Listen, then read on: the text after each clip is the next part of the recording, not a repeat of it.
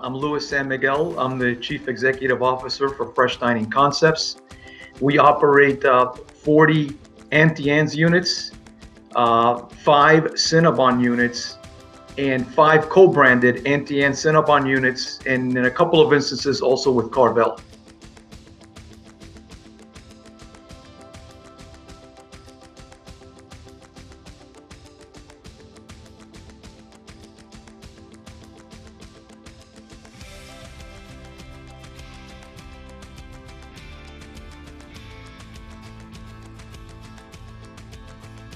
Look, I would summarize my success as a multi-unit franchise owner and in two different paths. On the personal side, I am a high energy person and I'm a real stickler for detail.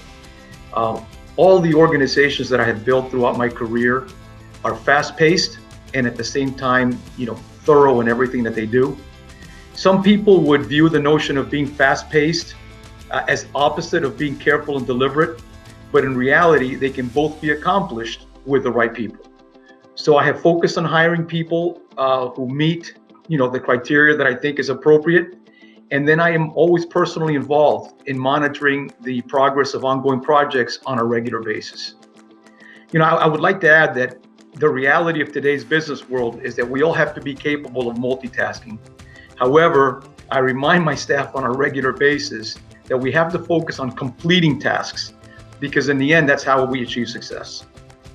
On the business side, store profitability is obviously most important to us, but we are laser focused on driving sales as the primary path to improve profitability, given our high margins. I don't want to minimize the importance of controlling expenses, but in our business, we have gross margins of approximately 80%. So we're infinitely better off trying to sell one additional dollar of product than in trying to save 1 or 2 cents from expenses. So we actively train our cashiers in maximizing sales, and we develop local marketing initiatives that we do at an incremental cost to our P&L, over and above the national marketing fund administered by the franchisor. Risk diversification is another important factor. We currently operate exclusively in malls, so risk diversification for us means that we operate in different geographic areas to mitigate the risks associated with weather events, local economic issues, and the such.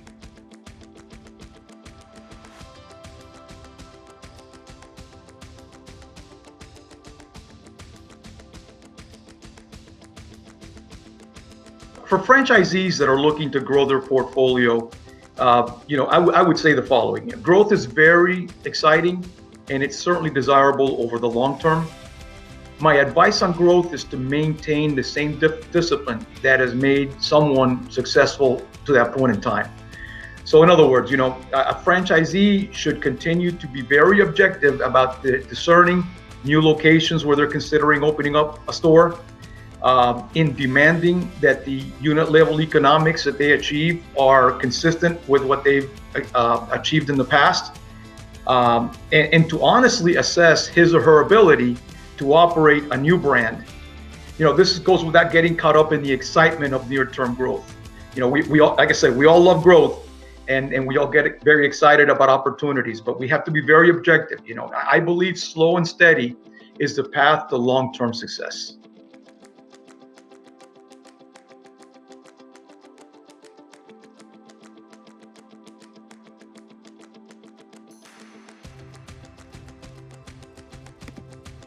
Yeah, so in evaluating potential entry into brands, I conducted extensive research, and this is across the board.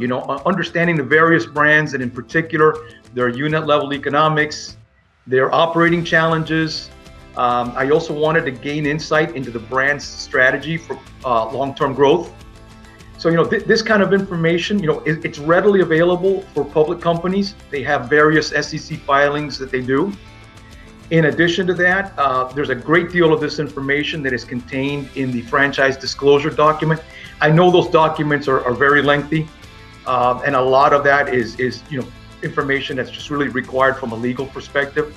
But I think that somebody who wants to really become informed can pick up a franchise disclosure document and really get to the critical points And again, I would say the unit level economics is incredibly important to understand, but you also want to get a feel for, management's, the franchisor management's assessment of the challenges that they face and how they plan to take on those challenges. Another good source of information, setting aside the information that's publicly available or the franchise disclosure document, is the various groups of investment bankers that actively participate in the trading of these franchises. These are folks that are interested in getting deals done. They especially value relationships that are going to be long lasting. And so, a prospective franchisee should feel absolutely free to reach out to one or various of these groups and get their own perspective on success that they've experienced with other deals that they've done on behalf of franchisees, and their own perspective on working with the management teams of the franchisors. So I would say those are the primary ways to get information, and clearly want to do extensive research.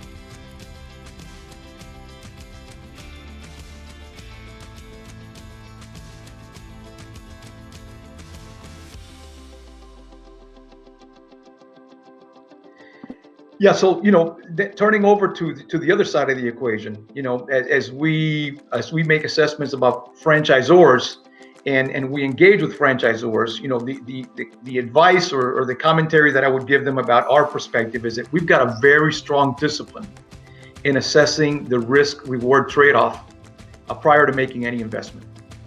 So as it relates to evaluating new brands, we first have to get comfortable with the viability of the concept beyond just one or two small geographic areas.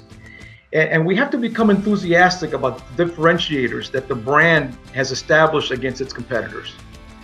If this initial assessment supports an additional evaluation on our part, we then do a deep dive into unit level economics and the ability of the franchisor to support the brand, not just over the long term, but specifically over the near term. There are a lot of brands out there that want to become franchisor. However, the problem is a number of them want to do this without making the necessary investment in development, brand development, or in operational support, or in their supply chain. And instead, they really just want to convince franchisees to enter into development agreements without any real franchisor support. On our end, through our evaluation process, we can easily see through, smoke and mirrors about ideas, but without any real, support capability.